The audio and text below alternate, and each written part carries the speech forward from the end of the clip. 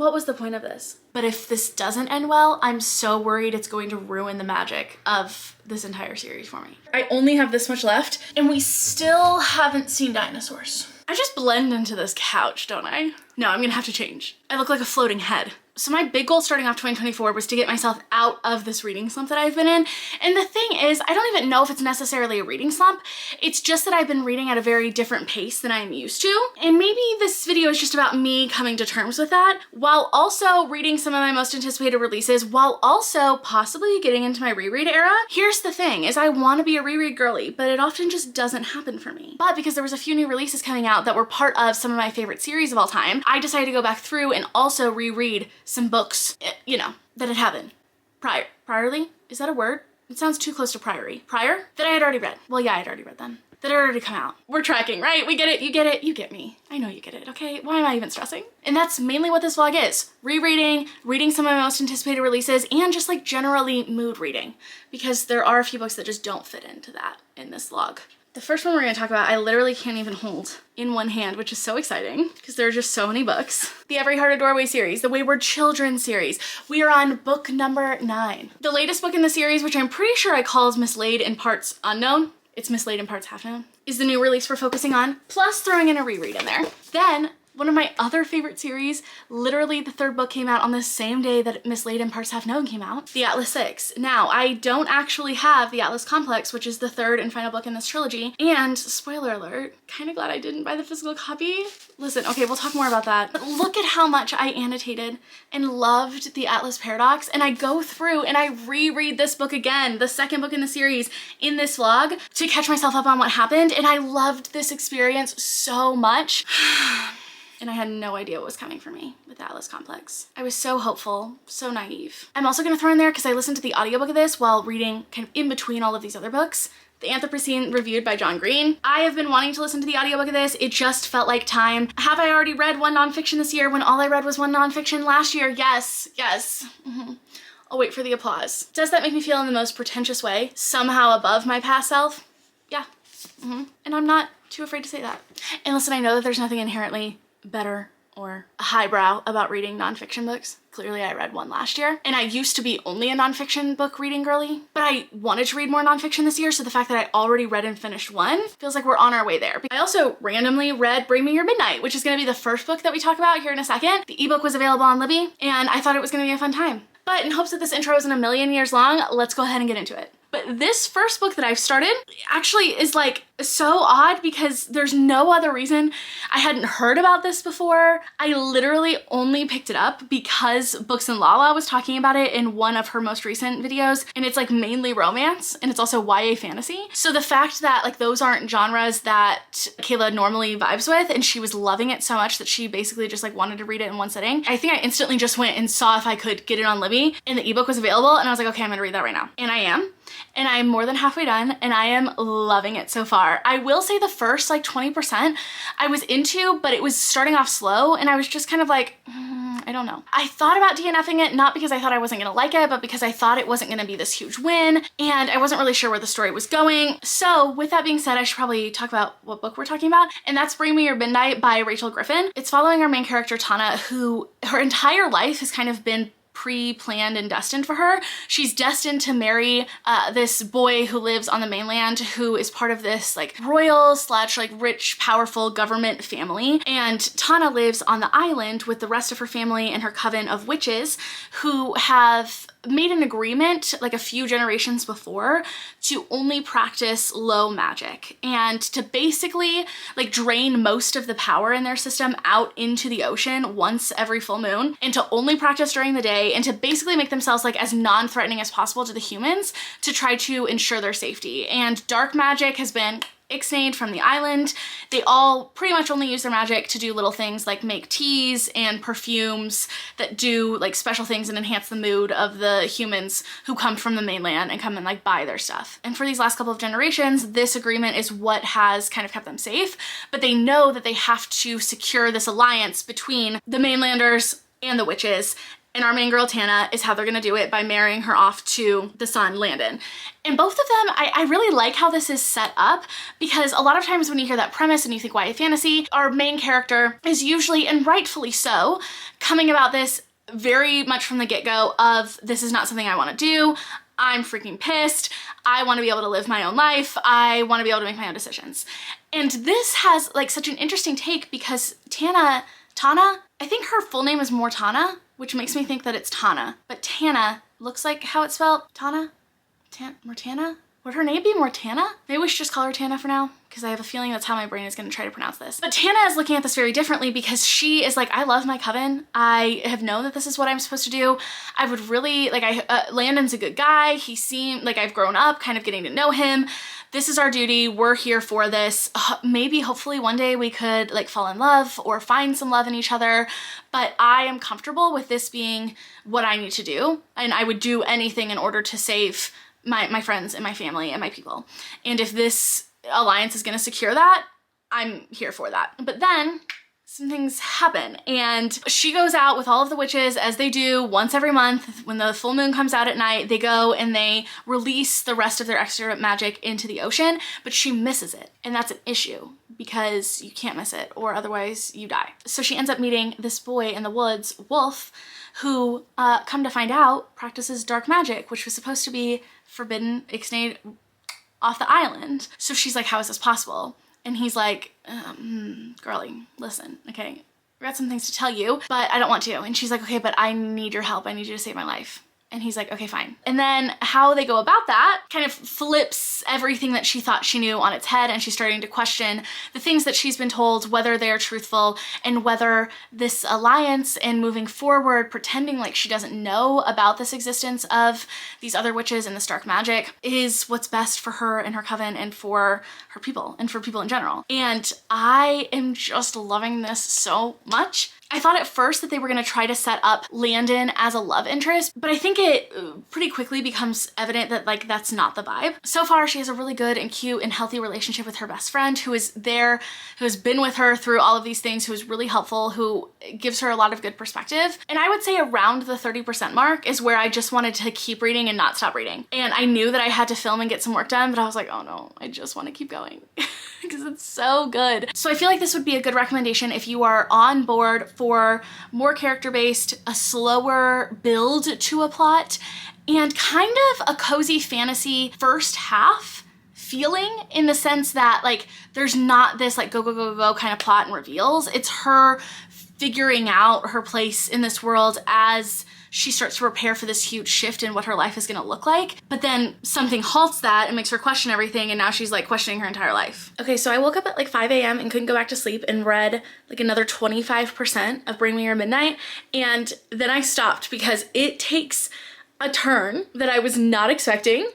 And I'm very interested to see what happens. So I was planning on starting another book today because there's a couple that I'm so excited about, but I just want to sit here and finish the rest of this.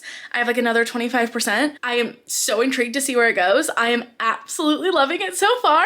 We'll see. Okay, so I finished this and I loved it. I will say it did give a little bit of insta-lovey vibes. It did take its time moving through the plot of these love interests, but it kind of went from, I'm unsure about you, to like, I would give up my entire life and everything that I had believed in before for this new thing that I believe in and for how much I love you. But it didn't bother me all that much. And it did not take me out of the story really. And it did not make me love these love interests any less. The plot did not take the arc that I was thinking that it would. And we're still left with a decent amount of questions in regards to the world and what is going to happen and how the decisions that Tana makes is going to affect like her and her coven and the mainland moving forward. But I'm kind of okay with that because I think that this was more of a focus on her figuring out who she is and what she wants and what she is willing to fight for and what she actually believes when those things aren't being taught to her and told to her by her family or friends or coven or anyone else. Was this revolutionary? Not really. Could you have surmised where most of this plot was going? Probably, other than like the little twist that I gave, which I thought was really fun and it kept it interesting, especially for that last 25%. I am going back and forth between like a 4.5 and a 5 star for a YA romantasy book. Absolutely loved it. This was such a fun time. It was such a good way for me to kick off reading this year because it just like kept me interested and kept me wanting to read more without like checking to see how far I'd come. I would forget that I was reading a lot, and that's just what I needed right now. I'm thinking, if I'm being honest, it might be more of a 4.5. Not necessarily that it did anything to not be a 5 star, but I just don't know if it's giving what a 5 star feels like. When you read a 5 star, you know. I am so excited and so ready to read this book right here, the 9th book in the Wayward Children series. I love the series. I did a full reread where I read all 8 books, including the new release last year, within 24 hours. I just spent literally like the whole day doing nothing but reading these and filming and talking about it. And I was thinking about doing something similar to that this year, but like over 48 hours, because I was pushing it with 24 last year. I don't think there's any way I could actually even fit reading them in 24 hours while also filming. But I am now kind of thinking that I don't want to feel like super rushed through all of them. So I think I'm actually just going to go back through and read a few of them, at least one. Not only just to re-experience the joy, because there's a few of them that I really love that I want to reread, but also because Mislaid in Parts Half Known, which is the way that the series works, all of the odd numbers are following the kids in the school, usually kind of going on a quest together, and all of the even numbered novellas are following one specific child and the world that they have found, because this is all about Eleanor West Home for Wayward Children, which houses children who have found doors to other worlds, but for one reason or another, they've gotten either kicked out of their world or somehow ended up back in our world, and they are waiting and hoping to be able to go back to this world that they had found that was kind of like supposed to be the perfect world for them, but like it's also dark.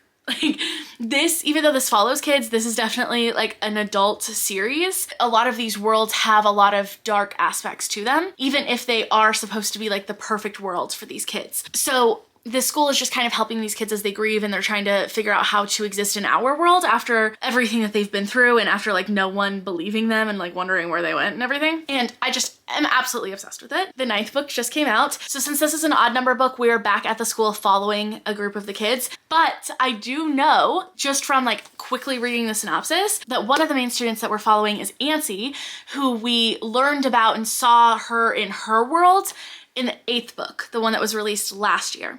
And therefore, that was the one that I read literally in the middle of the night. I think I finished it like 4 a.m. or something. So I remember it and I really loved it, but I definitely was kind of rushing through it there at the end because I was getting tired and I was just ready to be done. So because of that, and because we're also following her in this book, I think the first thing that I'm going to do is read Lost in the Moment and Found, which is her book in her world. These books take like 3.5 hours at most to read, and I think this is one of the longer ones. So I definitely am gonna reread this. I might end up rereading a couple, like maybe even the first one, Every Heart a Doorway, and then maybe one more that has Jack and Jill in it, because those are my favorite characters. But at least for now, I'm gonna start on Lost in the Moment and Found and keep you updated, and then we'll move on. Is 90% of this vlog so far just me sitting on my couch? Yeah, it is. But I'm trying to switch up the camera angle, so hopefully that helps.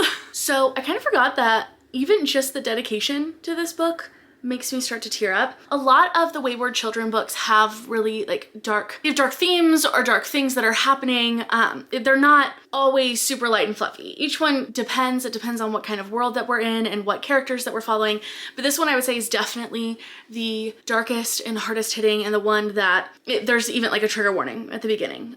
So just know that going into it, that we're dealing with a lot of childhood trauma. We're following Ancy, who at the beginning of the book is 5. And when she's out at Target with her dad, something happens and he dies. And then she's just kind of tossed into this whirlwind as her mom gets remarried and has another kid. And eventually around the time that Ancy is like 7, I think 7 or 8, she ends up leaving and running away to protect herself from some things that are happening at home. And for the first third part of this book, we're following Ancy at home as she is like from a child's perspective, trying to figure out like what is going on and why she feels so weird around her mom's new husband, and why adults aren't believing her, and her like putting these pieces together of trying to grieve, and in her making some realizations that she doesn't feel safe, and that she doesn't feel like if she said anything about what is happening to her that she would be believed. So whenever she runs away, she ends up finding a door, and this door leads to this place where like all of the lost things go.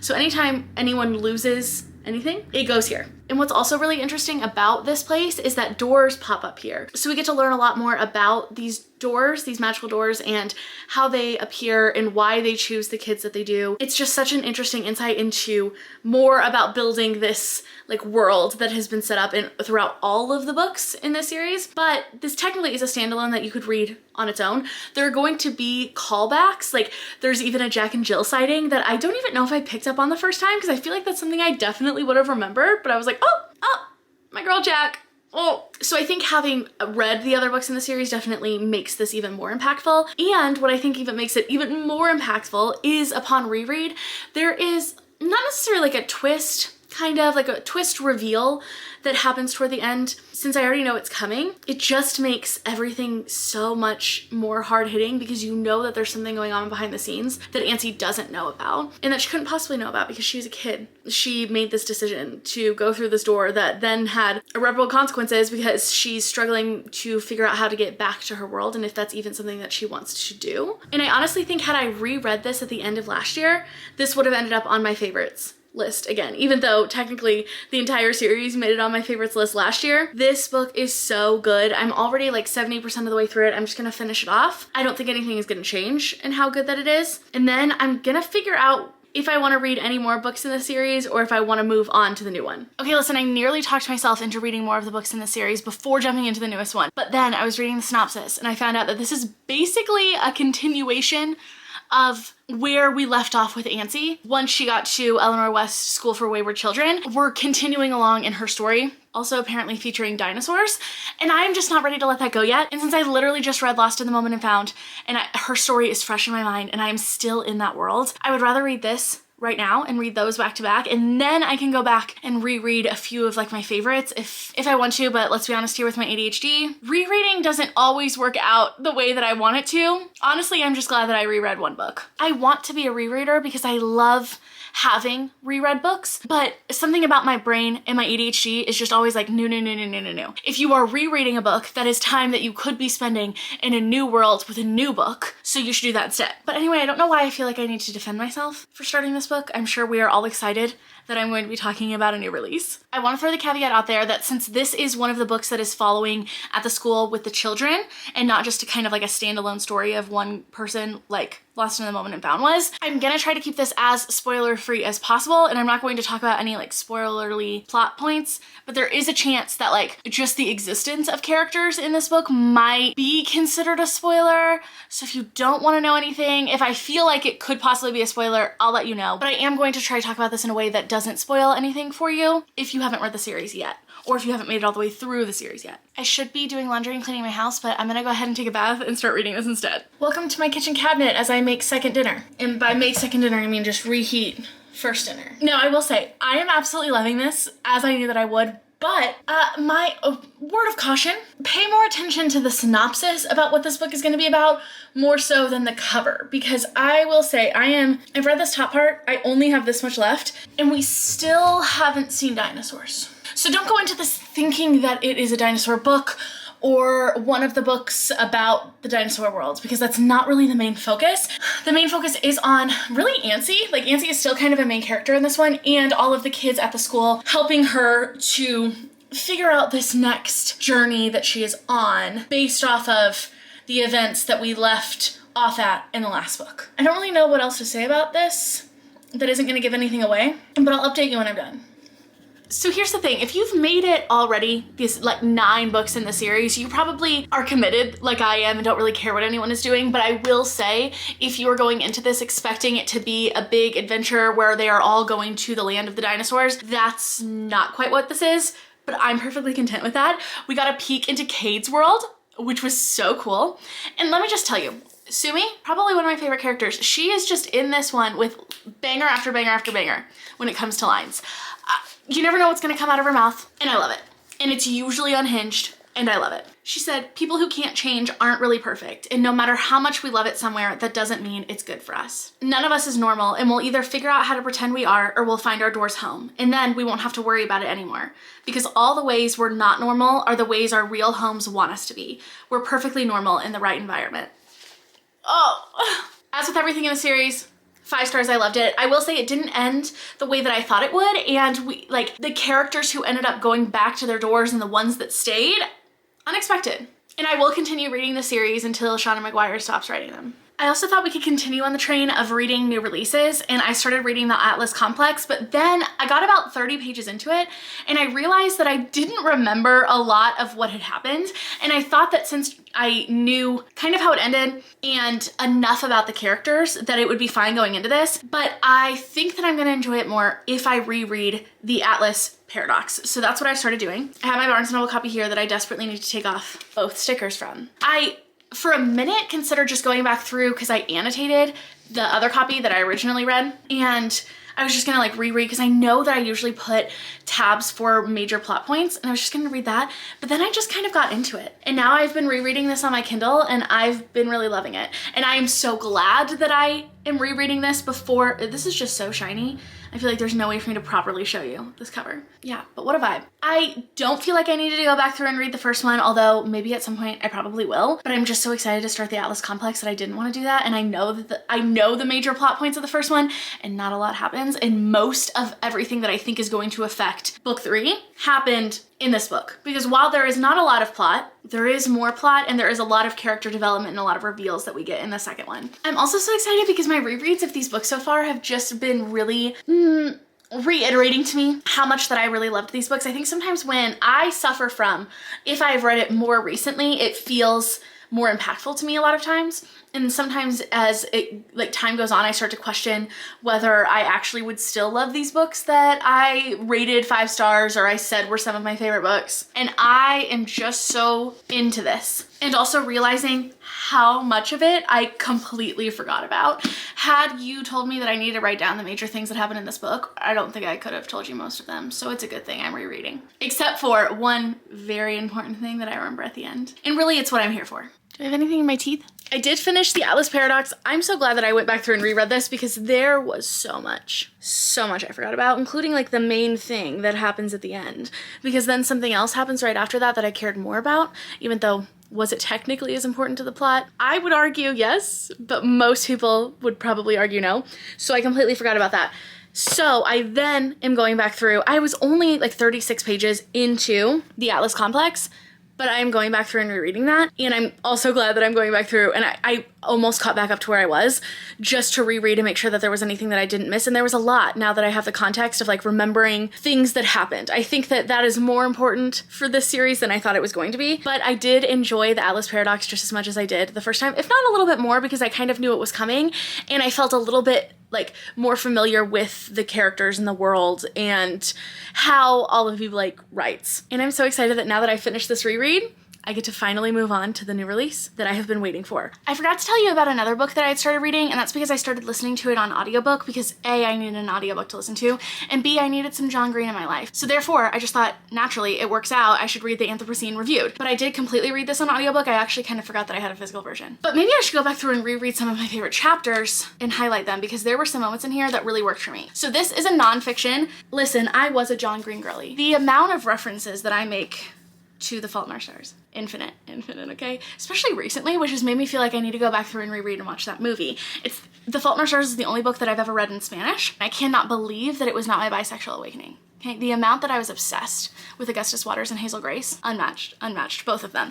This, though, is John Green in a whole other light because this is nonfiction and it is told through a series of like short stories, I would kind of define them as, slash reviews of different concepts in a way that kind of also reviews and critiques humanity and what it's like to be human and our impact on the world. It's a symphony of essays is what this says. But I really like how this is set up because each concept that he's going over, he rates on a 5-star scale, and he talks about the history of the star system and how we didn't use that to rate books until very recently, and how we didn't really even use that to like rate hotels and things that we like automatically think of commonly being rated on a 5-star system until very recently, and how most reviews were stories, like sentences telling about what the things you liked, the things that you didn't like. But at the same time, he kind of does both those things, right? Like he picks a topic, tells a story that relates to it, and then rates that thing on a 5-star scale. But on top of that, this was written during the pandemic. So this is through the lens of John Green in that point in time, experiencing what we were all going through, not knowing what was going to be on the other side, if we were ever gonna come out the other side, what the other side even was gonna look like, what our new normal was ever gonna be. And I'm actually kind of glad that I waited a few years to read this, because now, just that we've had a few more years to look back at the beginning of that, it's even more interesting hearing what he has to say. And I just love how John Green sees life and the way that he puts words to things that I have felt but didn't know how to put words to is immaculate. I will say some of these worked for me better than others, but I think that's kind of the point, right? Like, they're gonna resonate more with different people at different points in time, and they have different moods. Like, one of them, he's reviewing Dr. Pepper and the Penguins of Madagascar, and Scratch and Sniff Snickers, and Scratch and Sniff stickers. Other times he was talking about like Halley's Comet, Monopoly, CNN. Some of my favorite chapters were actually the one on Monopoly. I had no idea that it was originally invented by a woman, and then that idea was like basically stolen. All Lang Syne, I listened to, he puts out a version of this on YouTube every year where he just films something in his backyard walking through nature, and it makes me cry, and I listen to it on New Year's every year. So absolutely loved that. I also did cry once again, even though I had started listening to this not too far after New Year's Eve, so I had already listened to it pretty recently. Hits every time. Another one that made me cry was Sunsets. I'm gonna read you this quote that's kind of long, but worth it. He's talking about how vulnerable and how beautiful it is that when like puppies come up and greet you and they like get on your back and they like show you their belly where they're most vulnerable, and they're like, hey, hi, I love you so much. I trust you so much. Let me just show you where you could hurt me the most, trusting that you're not gonna do that. He says, I'm scared to even write this down because I worry that having confessed this fragility, you now know where to punch. I know that if I'm hit where I am earnest, I will never recover. It can sometimes feel like loving the beauty that surrounds us is somehow disrespectful to the many horrors that also surround us.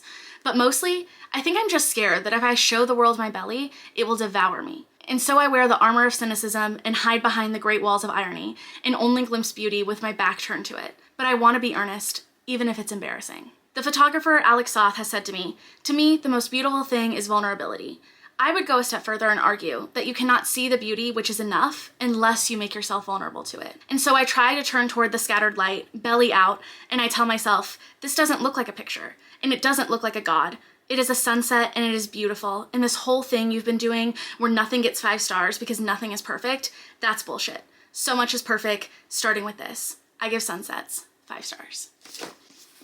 Oh, and maybe that doesn't hit as hard if you haven't read that chapter yet, but whoa. With that being said, there were some stories in here that were absolutely 5 stars, but I think that at the end of the day, I'm gonna end up giving this a 4 star. Listen, I know the irony of rating a book on a 5 star scale that is critiquing us rating things on a 5 star scale, but that is what we are here to do. Some of these were more forgettable for me. I assumed that would happen, but overall the experience was amazing. I'm so glad I listened to it on audiobook. That is the way that I would recommend this, but I am an audiobook nonfiction girly. If it's nonfiction or a memoir, I want to listen to it on audiobook. And if it's about someone's life, I want to listen to them tell it, and that is what this was, and John Green did such a good job. I temporarily got really excited because I remembered that along with buying the ebook, I bought the audiobook, so I was like, why not? Then I remembered that what is both unfortunately a positive and negative thing about the audiobooks for these is that they have different narrators for all of the different perspectives, which is great because we've got a lot of different POVs going on. However, I would not say that they're all created equally. Prisa's POV, the narrator, incredible. Kind of wish she narrated the entire book. She somehow is able to make it sound like she's speaking like a British man anytime that there is a guy talking in Prisa's perspective. Amazing. Tristan's perspective, made me want to stop listening to the audiobook altogether. So I kind of did. Like, I listened to Prisa's, loved that, and then I went back to just reading it on my Kindle because I was afraid that was affecting my enjoyment. Because here's the thing is, like, this is good. So far it's not great, and I'm a little bit nervous. I'm 100 pages in, which my Kindle says is exactly 20%. Therefore, if this book is like 500 pages long, she has so much that has to happen, and then so many things she has to kind of tie up that I am worried with her writing style. Like, Olivia Blake tends to say a lot, but not really be saying a lot. And therefore the plot can't move too quickly because, like, you just don't have enough room unless the book is incredibly long, especially when it comes to the writing in this series so far. But she's got a lot of plot left, I think. I don't, again, really know where this plot is going, but there's just a lot of questions that we have. And we're leading up to this event that we've been hinting at kind of like all throughout the second book and now all throughout this first part of the third book. It's a big thing. And no matter how it ends up happening or doesn't happen, that's still a big thing. And I feel like you can't be leading up to it this whole time and then it not happen, right? And then you've got a lot to unpack there and where you're gonna go with the story from there. But I feel like I need to give a synopsis of generally the Atlas Six so you kind of know what's going on here and what we're working with without giving any spoilers for like the second or the third book at all. But then that way we have some common understanding of things to go off of. So this is a fantasy book, but it takes place in our world as if our world just existed with people who had magic and it was just like kind of known. So there are universities for people who have magic. And in this reality, the Library of Alexandria burned down, except haha, just kidding, no it didn't. That was actually a cover up so that people could like hoard this information, and now there are people who are set to protect this magical Library of Alexandria, this elusive library. And those people are chosen, like a new round of people are chosen as like these initiates to the library every decade. And we are following this new group of initiates. There's 6 of them. And then by the end of their first year, one of them is gonna be dead. And they're like, are we supposed to kill them? Does someone just drop dead?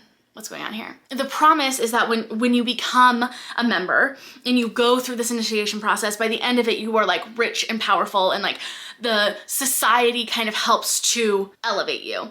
Which is funny because like all of these people are already pretty rich and powerful, you could argue, but more rich and more powerful. So 6 of them are chosen. We're following these 6. They are all really pretentious, unlikable in their own ways, but the character work of this is so good. You pretty much just spend the entire time kind of watching all of these people interact and talk to each other in this big mansion and then kind of show off their magic. And then there's like some things that happen at the plot with the end. And then that kind of spurs the plot for the second book. And then subsequently kind of where we are now in this third book. Some things that I love about it, it's queer, they're poly characters, it's magical, and there's kind of like zero world building. Like you never really see the library. You don't really know where you're at. It doesn't matter.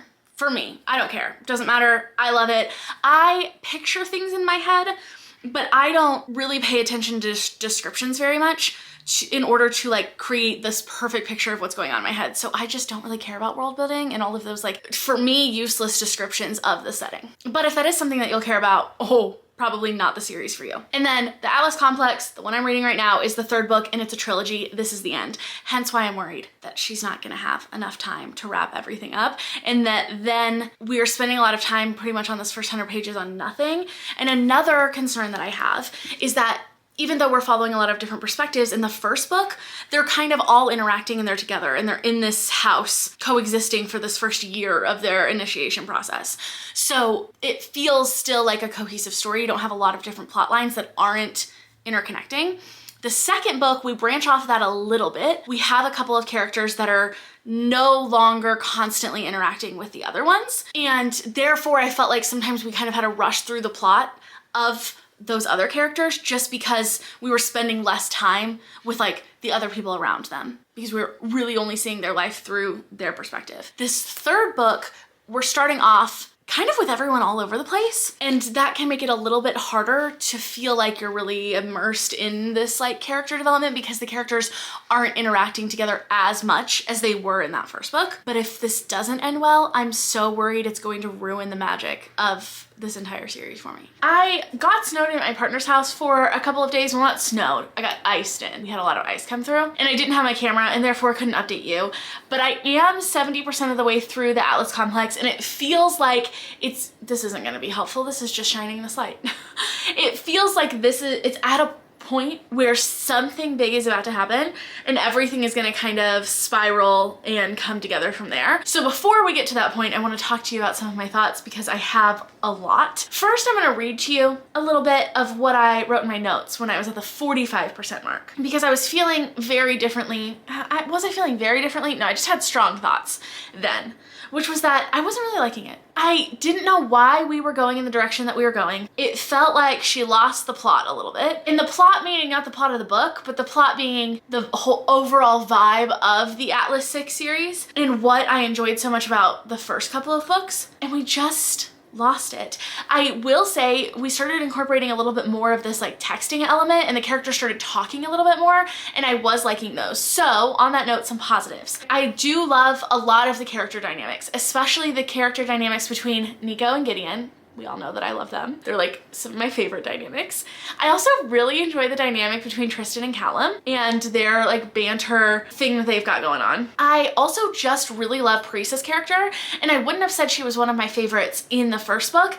It really was about like halfway through the second book that I really started to like her, and we're getting a little bit more information on kind of her, not even like her upbringing, but some glimpses into what has happened to her. And honestly, like I would love a book just following her and like a prequel to this, like what led her to where she is at. She's very much a character that like is not just stereotypically attractive, but like head turning. Everyone is like in love with her when they see her, and that's kind of also part of her power, and she's known that and she uses that. She's always been really like seemingly emotionally cut off from everyone and everything, and doesn't really give a shit about anyone other than herself. But then obviously she's a person and she has layers, and I love that we are unraveling and unpacking some of those layers. But unfortunately, I don't feel like we've gotten a lot of time with some of my favorite dynamics, and that's hard for me to say because I don't really know what else we've spent our time on. There's this element of learning about like past recruits to the Alexandrian Society, and I'm sure that like there's ways that this is going to kind of connect in there, but I just don't know if it was necessary, and I don't know if I care,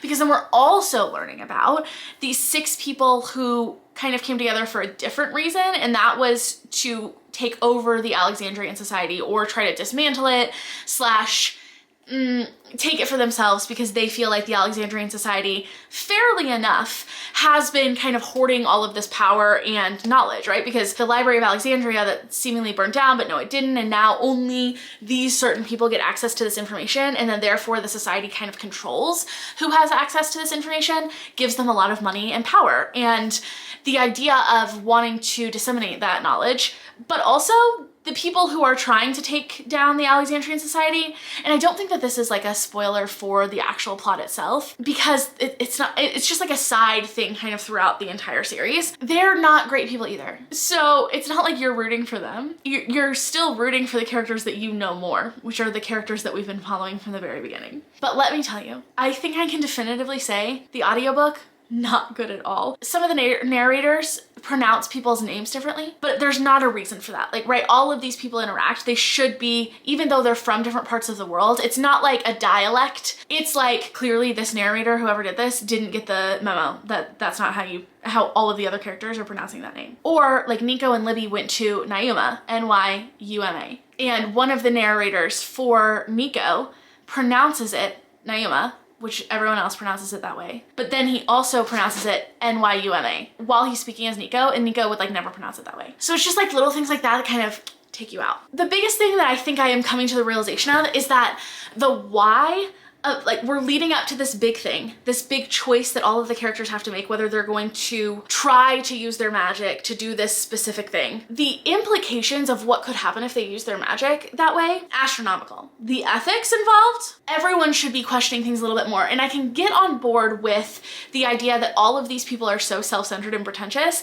that it's just the idea of being able to do it that is motivating enough to them, and they don't really care about the ethics of what happens next. I get that, and we're having those conversations, and that kind of makes sense. But the person who is heading this operation, whose idea this was, the reason behind why he came up with this idea in the first place and why he wants to do this, it didn't justify it to me. Like, it wasn't that big of a deal. It was basically him just feeling guilty over shit that, like, arguably he shouldn't be feeling, like, as guilty about as he is to be making this big of a decision because of those things. And I know that's really vague, but I just want to make sure that I don't like spoil anything, and I can't remember exactly what this character's arc is in the first book. I just don't want to spoil anything. I'm feeling a little bit differently now at the 70% mark. I was like genuinely contemplating DNFing this or just looking up to see exactly what happens and then figuring out if I wanted to carry on, which would be really sad. But then I kept going, and there were some really good parts. Like, Olivia Blake does character work and tragic love stories so well. The way that all of these characters are entangled in the relationships that they have together are messy and complicated, and they make decisions that you don't agree with. It's never exactly clear. It's not like it's set up from the beginning who is supposed to be with who. There are these feelings of like, I feel this for you, but I hate you and I love you and I feel indifferent to you, and like, but I also feel this way about this other person. And it's all just kind of messy, which feels very real to me in a house of 20 and 30-year-olds that are very pretentious and into themselves and very powerful. And there was a moment between Nico and Libby that almost made me cry. And I like went back through and reread it and I was like, oh, this was so good. And the way that she wrote it just felt so authentic and real. And I was like, oh, I love this. And then I'm like, where was this for the rest of this book? Because that's what she does so well. I think this is her first series ever. So this is definitely the first time she's ever tried to wrap up a series. I just don't know if it's working as well as I was hoping that it would, especially considering that usually with fantasy series, the first book starts off, like if I'm gonna love it, it usually starts off as a 4, and then the rest of the books, if like it's a really good one and it's one I fall in love with, are like 5 stars and they make me love the first book even more. It's just disappointing, but that's okay. My allergies are driving me whoa. Clearly was not ready to sit down and film, but I want to read the rest of this. And I felt like it was important for me to update you before this like big thing happens and everything kind of starts unraveling so that we can get how I'm feeling now versus whenever I'm done with this and my final thoughts. Okay, listen. I'm not mad at this ending necessarily in the sense that I think if you went into this series and you got this far, even if you read the first book and you were expecting that this was gonna end in like a happy ending for everyone with the birds chirping and everything is just lovely and fine, that was like never gonna be this series, right? And I loved that and I knew that going into it and that's what I was here for. So I'm not mad at the fact that things happened. I'm mad at how they happened, why they happened, and just the overall, what was the point of this? Like literally, what was the fucking point of this entire book and all of the character work that we did? But part of me is like, maybe this is the point, right? Like maybe she has all of these existential discussions on ethics and philosophy and what it's like to be human and does anything really matter? So maybe the whole point is that sometimes shit just hits the fan and it doesn't matter and people just do shit and then you move on. If that were the case, I still don't think it was done well. And I just think I love Olivia Blake.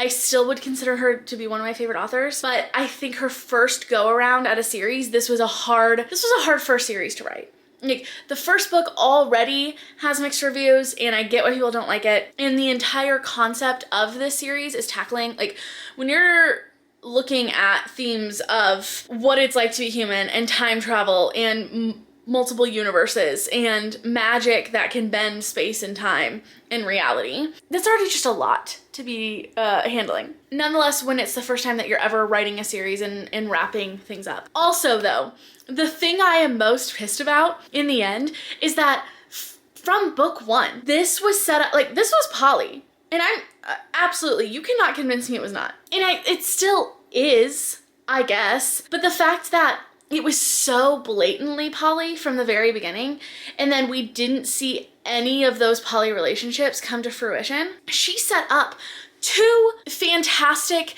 avenues for different thruples. 2, not just 1, 2. One of them, you cannot convince me, should not have been endgame, or at least alluded to. So the fact that she just kind of abandoned that and went off in a completely direction and like stuck with the ships that I assumed were going to be shipped from the end of book 1. It's fine, but it's just so fucking disappointing. It's not fine. I'm fucking disappointed. Ugh. So whatever. It's not a 1 star for me. There were things that I liked about it. I just am feeling like so apathetic. And I hate that, especially because I just reread that second book and I know that it's not that I was just, because honestly, had I read this, I would have thought to myself, maybe I was just like playing this up in my head, this entire series, and maybe I didn't love it as much as I thought I did, but no.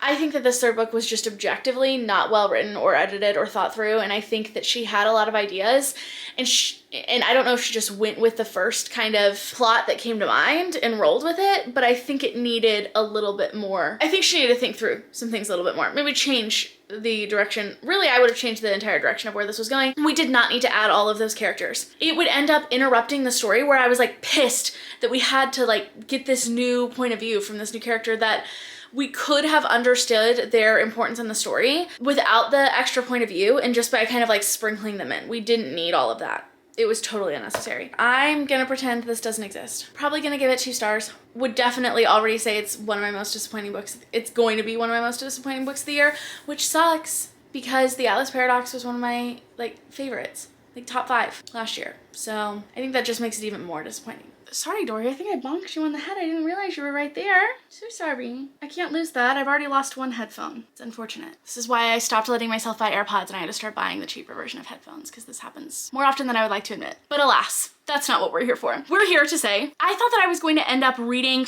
slash finishing one more book in this vlog, but I don't think I'm gonna get it done in time, and I wanna get this video up for you at least before the end of January, since this is a New Year's reading vlog. And it's just taking me longer to read things than I was expecting, which is totally fine. But I thought I would pop in and say that one of the last books that I'm reading, that I'm in the middle of, because I already know where this is going, okay? And that is The Hero of Ages, which is the third book in the Mistborn series, which is one of my favorite series of all time. I decided at the end of 2023 to start rereading it, just kind of on a whim. I was like, I just need a win. I need some good 5-star energy books. And I know that those worked so well for me, and I know that I remembered thinking this is gonna be even better upon reread, and I was right. I have been absolutely loving the vibes of rereading this series, and it's kind of been fun in two ways, because there were major things I remembered, and especially the ending to this third book that I'm in the middle of. That is what I've been anticipating most, because when I originally read it, about a year and a half ago-ish, I was waiting for, I had just moved into this house. I realized that I didn't have a heater that worked, like my heat didn't function. It was so cold. It was like 57 in my house. I was all curled up with the cats, surrounding a couple of space heaters on the couch, waiting for the people to come in. I'm still holding this, and fix my heat. And I was finishing that book. I had almost finished it all at my dad's house, but I only had like a few chapters left to read. And I didn't know what time that they were gonna come fix my heat, and I'm reading this, and all of a sudden, the ending, bawling, like uncontrollable sobbing, and ding dong. So I had to open the door to these very kind men who are coming to fix my heat in the freezing cold, while I have clearly been in distress. Like, I threw on, I think, like some blue light glasses to try to hide the fact that my eyes were all puffy and that there were tears in my eyes. There was no hiding that, okay? I clearly was upset, and I wanted to be like, listen, I'm fine, it's just my book. But I am socially awkward if nothing else. So I ended up having to wait, they came and fixed it, then I finished and continued sobbing. So I am so excited to be able to experience that again. But I realized the other thing upon this reread, and that has made it really interesting, is that I was afraid that because I knew a lot of the bigger plot points, that it wasn't going to be as like wow for me upon reread. But come to find out, I actually didn't remember a lot that happened. And now I'm starting to realize, as I've started to reread more things, that maybe I don't remember about like as much about plots and things as I think that I do. So it's a good thing that I've started like filming my reactions and reviews in real time to books, because apparently I just don't remember as much as I think I do. So even though I haven't technically completed The Hero of Ages, I thought that I would just like throw that little tidbit of information in for you, a little story time right at the end of this vlog, because I just know. The first two books, 5-star reread experience. The first, I think I'm 30% of the way through this, 5-star, and I know it just keeps getting better. And it just made me realize how much he fit into this last book. Where we start with the characters and what they know of this world, and where we end up, the amount of information and plot and character arcness that happens fucking blows my mind. And that just makes me feel so good, because let me tell you, Olivia Blake, one of my other favorite authors, really fucking dropped the ball. And it just gives me a little bit of hope, knowing that a fantasy series can be wrapped up in a way that makes me feel content and complete and that I love. And I just needed that reminder of a win in there, because the ending to the Atlas 6 was so unfortunate. So if you made it all the way to the end of this vlog, leave a dinosaur emoji down in the comments below in honor of this new book and its lack of dinosaurs, but not lack of enjoyment on my part. Don't forget to also like and subscribe if you enjoyed, and I'll see you all next time. Bye!